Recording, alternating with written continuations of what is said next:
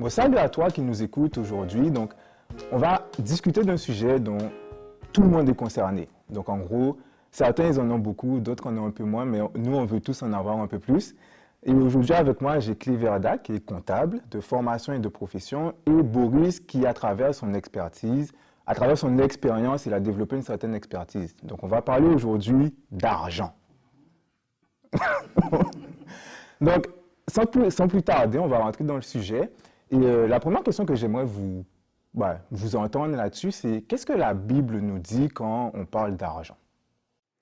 Ben, tous les principes qui sont dans la Bible, en général, toutes les instructions qu'on reçoit dans la Bible, en général, sont basées sur la modération, la tempérance, la sagesse. Je veux dire, les finances, c'est pas une exception, là. Donc, la Bible nous invite vraiment à avoir une modération et une tempérance, une certaine sagesse dans notre utilisation de l'argent. Donc, c'est sûr qu'à travers la Bible, il va y avoir des versets qui vont nous inviter à économiser, justement à investir. Donc, on parlait de la parabole des talents, en fait, où plusieurs ont reçu des talents, dont un a décidé de l'enterrer, le deuxième a décidé de le faire fructifier, et le dernier, lui, a vraiment compris le principe, comme quoi que, ben, tu reçois un talent, mais tu le fais fructifier à beaucoup plus. Donc, le principe d'investissement aussi, il est dans la Bible. Donc, Quand tu dis talent, tu parles d'argent. oui, je parle d'argent. Ben, en fait, dans la Bible, on parlait de... Oui, exactement. Oui, parce que le talent dans la Bible, c'était la monnaie à l'époque. Exactement. Fait que, exactement, la parabole des talents, c'est un bon exemple d'un principe pour lequel que... Tu sais, je veux dire, des fois, je pense qu'il y a beaucoup de personnes qui se disent, ah ben, tu sais, la Bible les riches, c'est pas bien. Tu sais, pardon? Nous empêche de nous enrichir. Nous empêche de nous enrichir, exactement. Comment, ben, tu sais, être riche, c'est pas nécessairement bon. Et pourtant, on sert un Dieu qui possède tout. Donc, alors nous, à plus forte raison, tu sais, je veux dire, le fait d'avoir de l'argent, c'est pas mauvais, c'est l'utilisation qu'on fait, c'est l'amour de l'argent qui devient un péché plus que l'argent en tant que tel. Donc, la Bible en fait, les principes qui sont présentés dans la Bible sont vraiment plus par rapport à l'utilisation qu'on fait de l'argent plutôt que l'argent en tant que tel. L'argent en tant que tel. OK. Et je ne sais pas si Boris, tu veux rajouter Exactement. quelque chose. À première vue, quand on lit la Bible, on n'a pas l'impression que la Bible parle beaucoup d'argent. Il y a des petites paraboles ici et là, mais quand on s'intéresse vraiment au sujet, on voit que la Bible, en fait, parle beaucoup, beaucoup d'argent. Il y a beaucoup de principes, comme tu as mentionné, de donner. Dans Proverbe 3, ça dit qu'on doit donner pour honorer l'Éternel. Et lorsqu'on fait ça, Dieu va nous bénir. Il dit que notre grenier va être rempli. Il y a la parabole des talents, comme tu as dit. Il y a des versets sur comment économiser, comment investir. Le danger, en fait, d'accumuler des richesses trop rapidement. Toutes ces choses-là, on retrouve ça dans la Bible. Et puis, c'est des choses que, si on ne porte pas attention, on ne va même pas faire attention que la Bible en parle. Fait qu'en soit, la Bible, c'est un livre pour apprendre à devenir riche. Bon, apprendre à devenir riche, Mais à prospérer financièrement. prospérer, oui, Sagement. et de manière saine et sage, exactement. Exactement. Oui, tout à fait. Je dirais qu'en suivant les principes bibliques, financiers, automatiquement, on va acquérir de la richesse. OK. Puis on va l'utiliser de façon sage. Donc j'imagine que la Bible donne des conseils qui nous aident. Donc c'est quoi les conseils en soi que la Bible nous donne pour gérer notre argent correctement ou pour prospérer financièrement? Ben, en fait, un peu que c'est ça. Comme Boris a dit, de donner, Donner? oui. OK. Hein? Non, pas donner, donc de le garder pour toi, non. De donner, Ben, ça peut paraître paradoxal, dans un sens. qu'est-ce que tu veux dire? Ben, pour s'enrichir, mais tu donnes. Ouais, de donner. Parce que pour nous chrétiens, il y a une promesse de Dieu que donnez et je vais vous rendre. Mais pour quelqu'un qui n'est pas chrétien, ça paraît être, si je veux avoir plus d'argent, hein, je devrais plutôt économiser ou investir et non donner, non dépenser. Effectivement, Donc, c'est vrai, c'est vrai.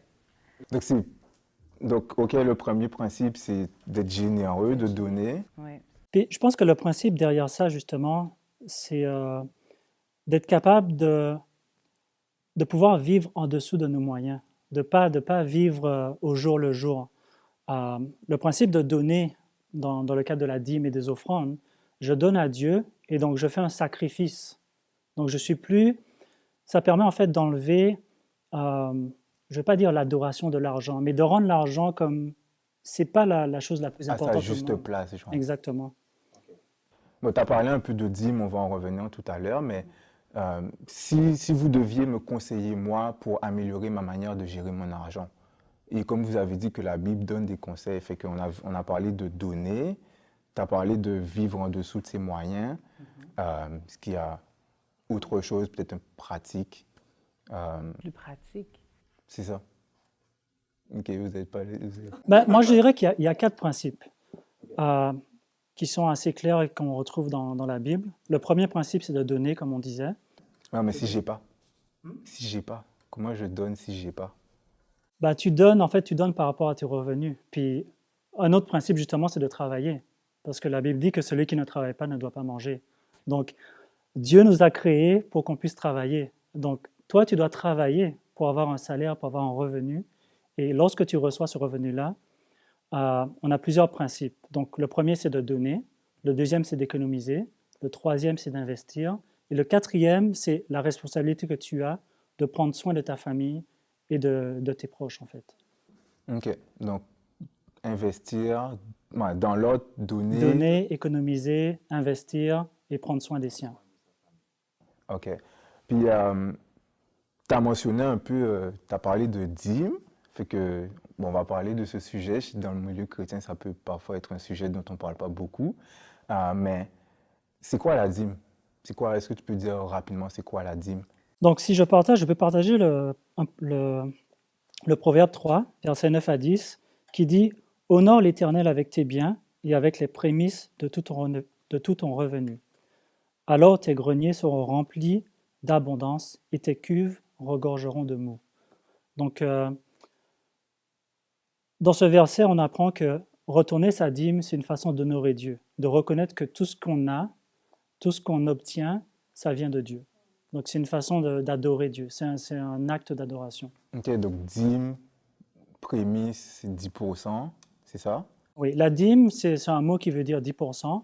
Et prémisse, ça veut dire, c'est la priorité. Donc, quand tu reçois ton revenu, la première chose que tu dois faire, c'est de rendre à Dieu.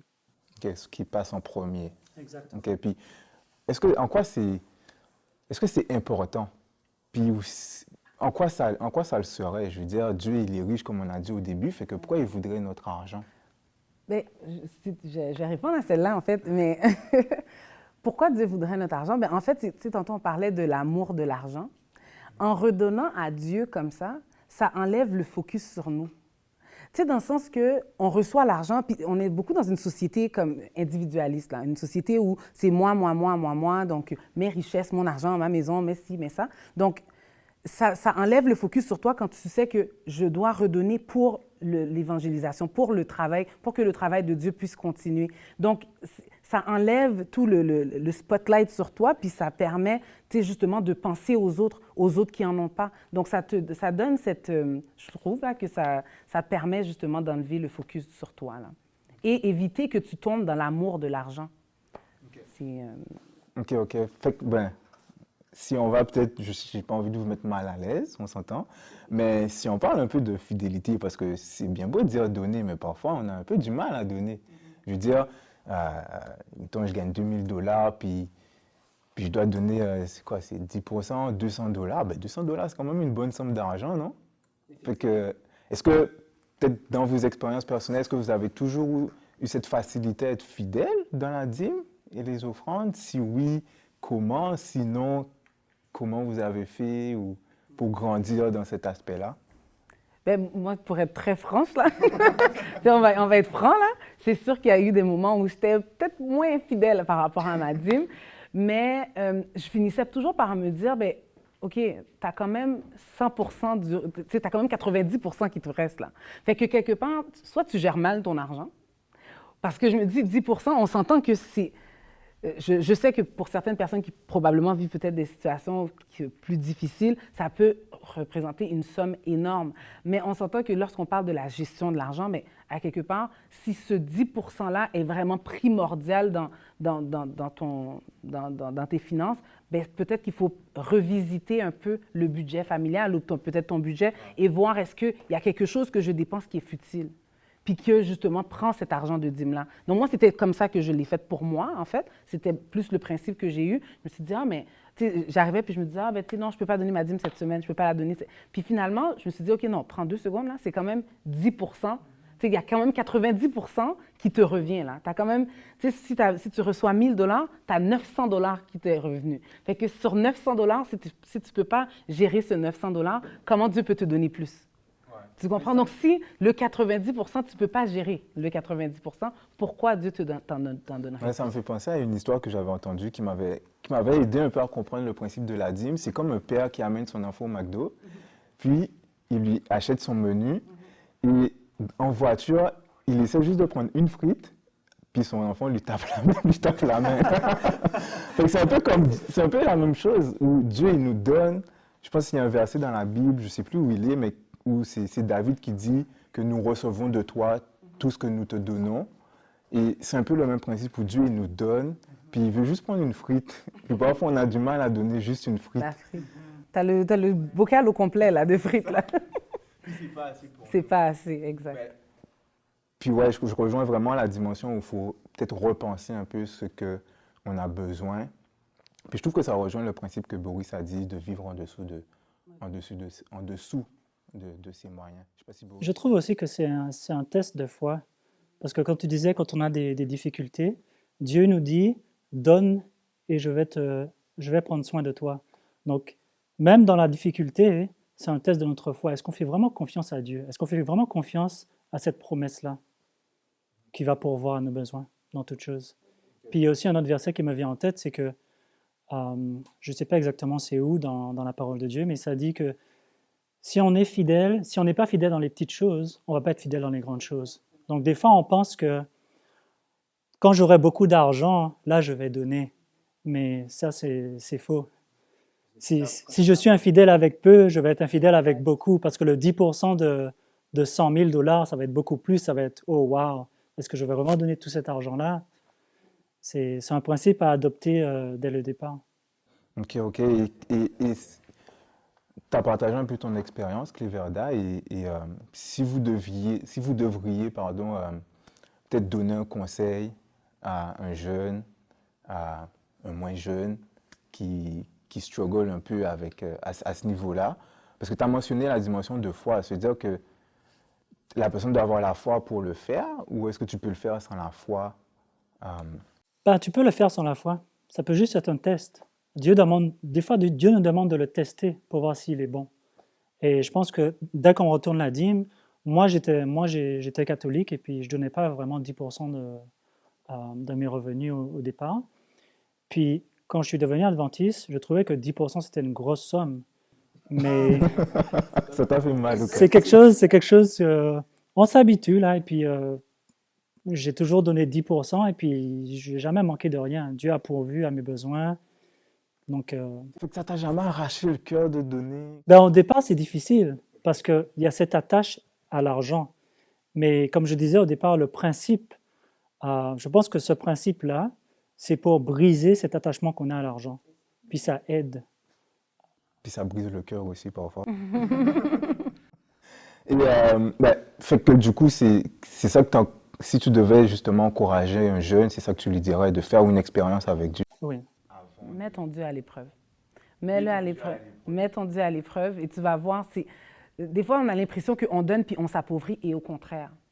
C'est là que tu vois que c'est fou, on dirait que l'argent se multiplie dans tes mains. Ça a l'air bizarre. L'expérience que je suis en train de dire là, ça a l'air bizarre, mais tu donnes ton 10%, puis finalement, j'en ai plus pour ça, puis j'en ai mais c'est personnel. C'est une expérience qui est personnelle. Je pense que la dîme, c'est quelque chose qui est personnel, et je pense que si on demande à toutes les personnes qui donnent leur dîme fidèlement, ils vont être capables de dire que, OK, oui, Dieu a pourvu. Puis c'est pas pour rien que Dieu dit « mets-moi à l'épreuve ».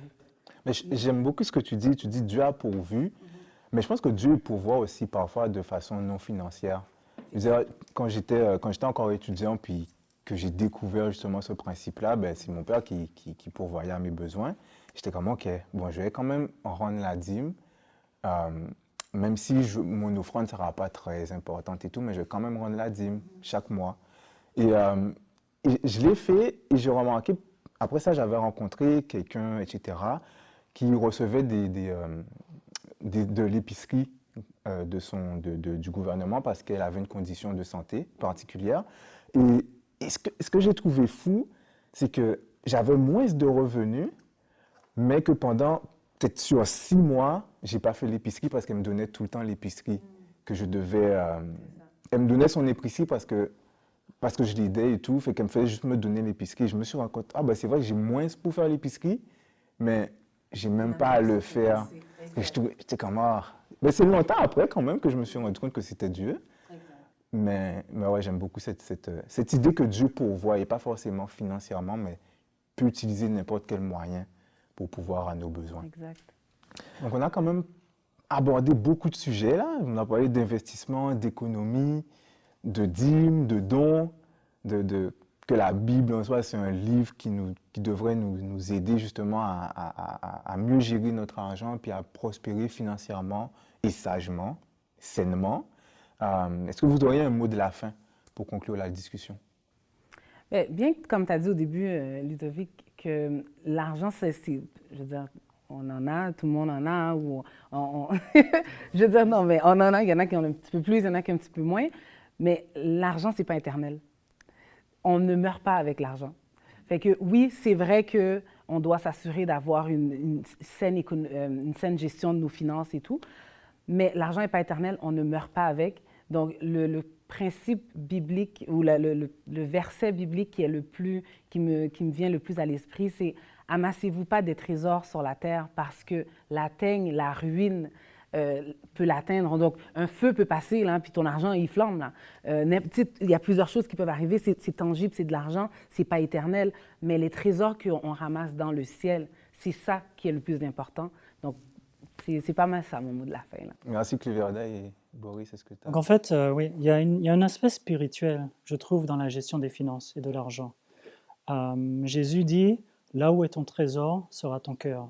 Donc la façon dont on dépense notre argent, c'est une réflexion en fait de qu'est-ce qui est important pour nous, quelle est notre vision du monde, qu'est-ce qui a de l'importance. Ouais, là où notre cœur se situe. Exactement.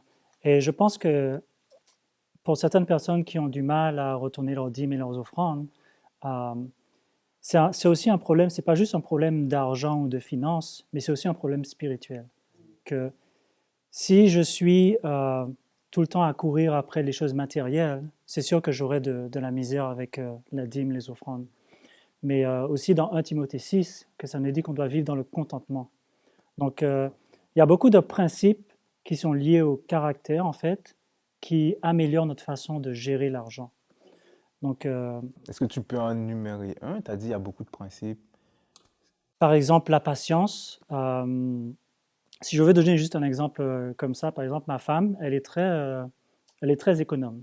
Par exemple, elle va avoir quelque chose qu'elle veut acheter, elle va être capable d'attendre qu'il y ait des soldes, elle ne va pas se précipiter.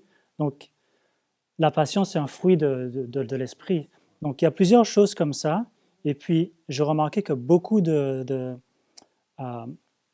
avantages, en fait, ou des traits de caractère qu'on a qui nous aident au niveau des finances, ce sont des traits de caractère qui viennent de l'esprit.